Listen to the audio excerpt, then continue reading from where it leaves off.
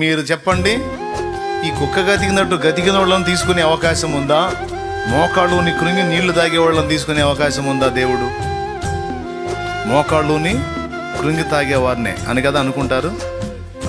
కృంగిపోయిన వాళ్ళని పంపిమన్నాడు ఇంటికి. కృంగిపోయిన రకాలు ఉంటారే, కృంగిపోయిన వాళ్ళు యుద్ధానికి పనికిరారు, పంపించేయమన్నాడు. శ్రమ దినమున నీవు కృంగిన ఎడల చేతగాని వాడవద్దు అన్న మాట ఇక్కడ కృంగిన వారిని దేవుడు పక్కకు పంపించడం రెండు దాదాపు సమానమే. యుద్ధ రంగంలో మనం ఉన్నాం, మన ముందు ఎన్నో రకాల పోరాటాలు ఉన్నాయి.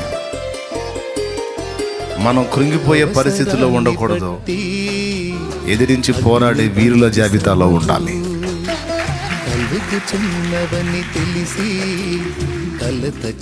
ఒక రైలు ఇంజన్ టైపులో మనం ఉండాలి. ఒక రైలు ఇంజన్ టైపులో మనం ఉండాలి.